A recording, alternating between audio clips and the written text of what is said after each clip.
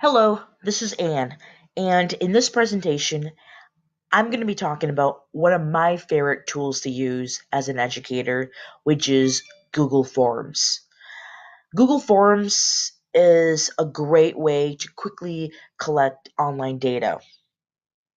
And the reason why I love it is because one, it's practical, two, it's very accessible, easy to use, and three, best of all, it's free.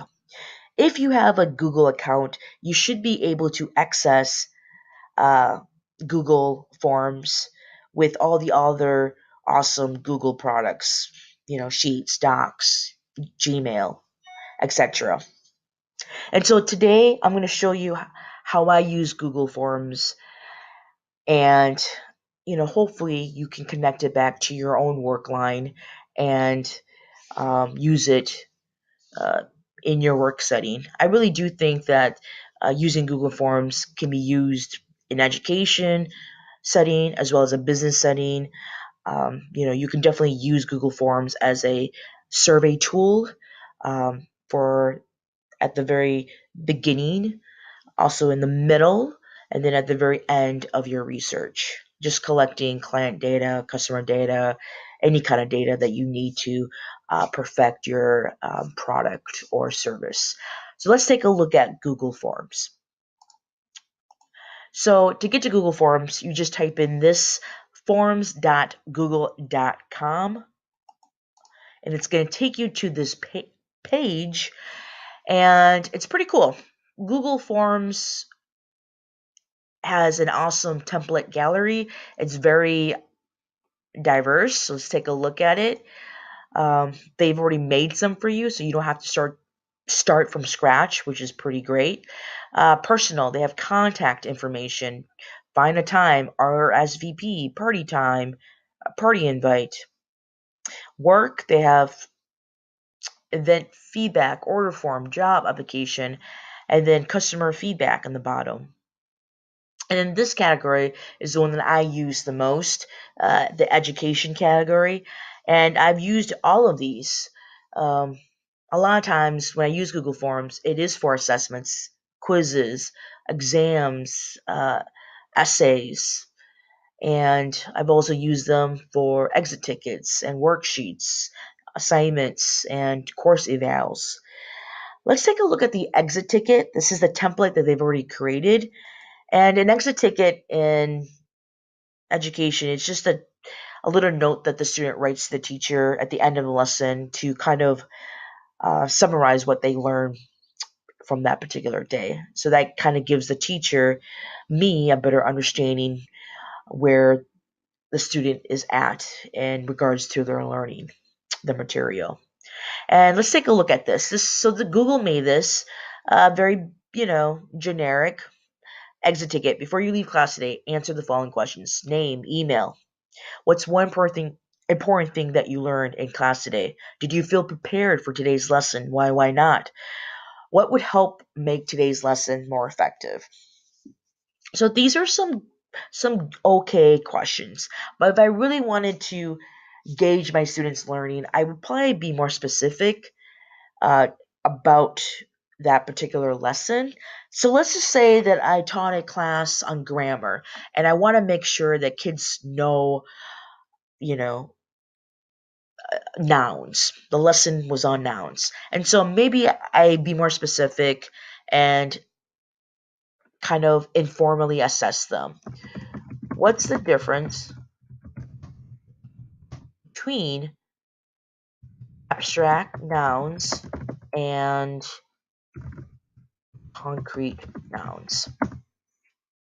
So I would hope that they would be able to explain that in their own words. And then if I wanted to make them dig deeper, I might have them answer this question. Write an original sentence that includes one abstract noun and one concrete noun. So they told me what the difference is, the definition, but can they show me that they know? Okay, and then I do like this one.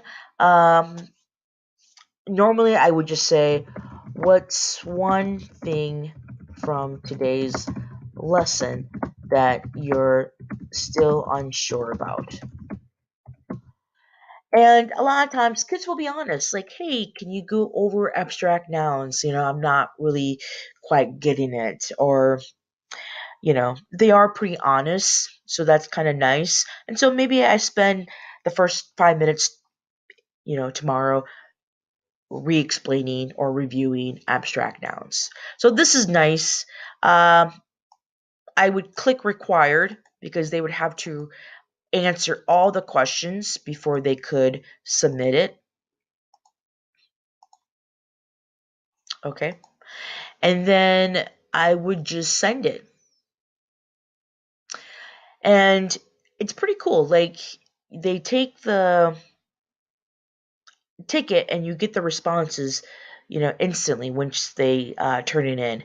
I do like the online exit tickets because in the past I've done exit tickets just on paper, a scrap sheet of paper at the end of the hour. And sometimes, we run out of time, so kids feel rushed, or sometimes some kids just need a little bit more time to write down their thoughts on paper. So I do like the fact that Google Forms can be an online exit ticket where if we do run out of time at the end of the hour, kids can still give me their exit that day, but maybe, 20 minutes later or maybe at the end of the school day during study hall. So I do like the fact that kids don't feel rushed. So I do have more thoughtful answers. So that's one feature of Google Forms. I'll give you another example. I love that they have a visual as well. So my principal brought to my attention that I might be able to teach AP English next year. And so he wanted me to conduct a survey with my junior class. And so this took me like less than 5 minutes to create. I had maybe 4 questions. Are you interested in learning? I'm sorry, are you interested in earning college credit while in high school? Are you up to the challenge of course rigor that includes summer reading and increase in homework and studying? Are you interested in 4-year college? And then have you been a strong English student throughout your high school career? And so this is cool. You can actually click on the response. You can see who emailed, who did the survey. And then I like how it's a visual. It's visual data. In case you're a visual learner or you like graphs and maps. So this is nice. And then one last thing I want to show you is a test. And so a lot of times I make my students take online exams on Google Classroom. This is just really phenomenal. They've totally kind of changed the format over the summer last year, and it's actually better. At first, I was kind of like upset because it seemed like more work, and it is a little bit more front loading. But once you get it all, ready to go, it's amazing. It saves you so much time. Um, so you can do so many different types of questions. You can do multiple choice, which I have. You can do trying to scroll down and see if I have anything else. This might be all multiple choice.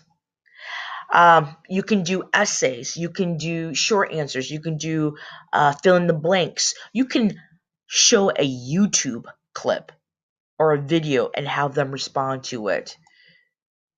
It's pretty cool. You can put in a picture and have them analyze it. Let's see if I have anything else. Yeah, so there's matching,